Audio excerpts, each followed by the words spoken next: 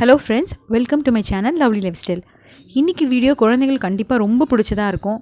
வீட்டில் எந்த ஸ்நாக்கும் இல்லை அப்படின்னு தோணுச்சுன்னா, பொட்டேட்டோ மட்டும் வீட்டில் இருக்குது அப்படின்னா, சட்டுன்னு ஒரு 10 மினிட்ஸில் சூப்பராக கிறிஸ்பியாக ஒரு பொட்டேட்டோ பாப்கார்ன் எப்படி செய்கிறது அப்படின்னு இந்த வீடியோ நான் ஷேர் பண்ணி தரேன். இன்ஃபேக்ட் நானும் யூடியூப்பில் கற்றுட்டு தான் இதை அடிக்கடி பண்ண ஆரம்பித்தேன். ரொம்ப பிடிச்சதுனால உங்கள் கூட ஷேர் பண்ணுறேன். ஸோ ஃபஸ்ட்டு ஒரு பாத்திரத்தில் தண்ணியை கொதிக்க வச்சுக்கலாம்.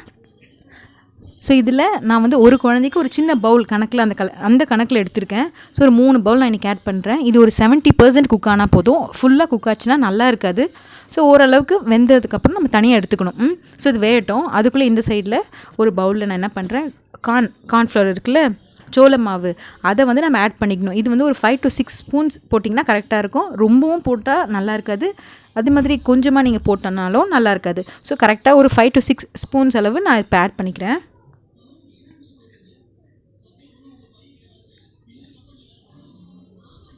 இது வந்து எந்த ஸ்பைசஸ்லாம் ரொம்ப நம்ம ஆட் பண்ண தேவை கிடையாது. ரொம்ப சூப்பராக இருக்கும். குழந்தைங்களாம் ரொம்ப என்ஜாய் பண்ணுவாங்க. இது கூடவே நான் வந்து ஒரு 1/2 ஸ்பூன் பெப்பர் ஆட் பண்ணியிருக்கேன். சரியா?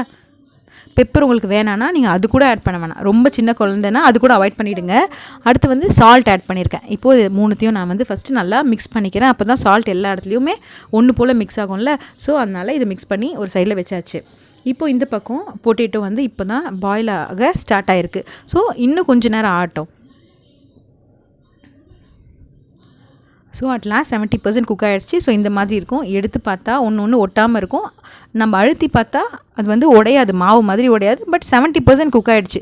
இப்போ ஆயிலில் ஃப்ரை பண்ண போகிறோம்ல, ஸோ அப்போ கரெக்டாக இருக்கும். இப்போ நம்ம மிக்ஸ் பண்ணி வச்சு அந்த கார்ன்ஃப்ளவரில் அந்த உருளைக்கிழங்கை நம்ம இதில் ஆட் பண்ணிக்கலாம்.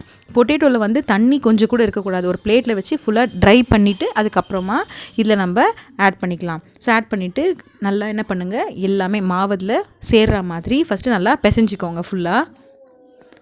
இங்கே பொட்டேட்டோவில் தண்ணி நிறைய சேர்க்கக்கூடாது. ஸோ இந்த மாதிரி இருந்தால் கரெக்டான ஸ்டேஜ். பொட்டேட்டோவில் தண்ணி இருந்ததுன்னா இது ஃபுல்லாக வந்து ஒரு ஜாம் மாதிரி ஆகிடும். அப்போ நல்லா வராது நமக்கு அவுட்புட். ஸோ இந்த மாதிரி பண்ணிவிட்டு வச்சாச்சு. ஒரு 10 மினிட்ஸ் கூட அப்படியே இருக்கட்டும். ஸோ இப்போ நான் பொரிக்கிறதுக்கு ரெடியான ஸ்டேஜில் உங்களுக்கு காட்டியிருக்கேன். தெரியுதா? இப்போ அந்த பொட்டேட்டோலேருந்து லைட்டாக வாட்டர் வரும்ல, ஸோ அது ஓரளவுக்கு அந்த மாவையும் அப்சர்வ் பண்ணி இந்த மாதிரி ஸ்டேஜில் இருக்கும்.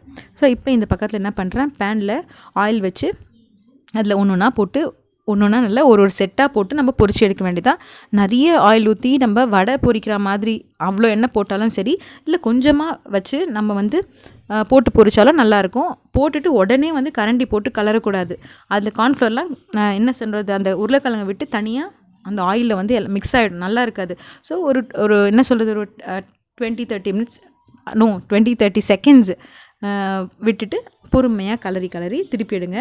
ஓரளவுக்கு கோல்டன் ப்ரௌன் வர ஸ்டேஜில் எடுத்திங்கன்னா ரொம்ப நல்லாயிருக்கும்.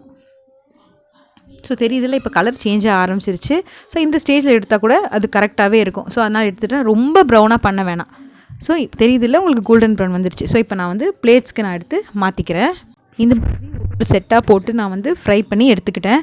ஸோ எடுத்துகிட்டு கடைசியாக ஒரு பவுலில் நான் இப்போ ஆட் பண்ணியிருக்கேன். இதோட சவுண்ட் வந்து ரொம்பவே டிஃப்ரெண்ட்டாக இருக்கும். வேணால் நீங்களே கேட்டு பாருங்களேன்.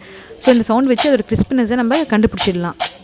ஸோ இது இன்னும் எனக்கு கொஞ்சம் ஸ்பைஸியாக வேணும் அப்படின்னா நம்ம என்ன பண்ணலாம், கொஞ்சமாக சால்ட்டும் கூடவே கொஞ்சம் சில்லி பவுடர் லைட்டாக மேலே தெளிச்சிட்டு அதையும் நம்ம நல்லா அப்படி குலுக்கி விட்டுட்டு குழந்தைங்க கொடுத்திங்கன்னா சூப்பராக சாப்பிட்ருவாங்க. வேறு எதுவும் இல்லை அப்படின்னு நம்ம ஃபீல் பண்ணவே வேணாம். ஸோ ட்ரை பண்ணி பாருங்கள். ட்ரை பண்ணி பார்த்துட்டு உங்களுக்கு பிடிச்சிருக்கா இல்லையான்னு சொல்லுங்கள். ஸோ நான் என் குழந்தைங்களுக்கு இது அடிக்கடி செஞ்சு கொடுப்பேன். இது கூடவே கொஞ்சம் மைனஸையும் வச்சு சர்வ் பண்ணால் அவ்வளோ சூப்பரான ஒரு ஈவினிங் ஸ்நாக் ரெடி. ஸோ செஞ்சுட்டு எப்படி இருக்குன்னு சொல்லுங்கள். என்னோடய வீடியோஸ் உங்களுக்கு பிடிச்சிருக்குன்னா லைக், ஷேர் பண்ணி சப்ஸ்கிரைப் பண்ணி வச்சுக்கோங்க. தேங்க்ஸ் ஃபார் வாட்சிங் மை வீடியோ.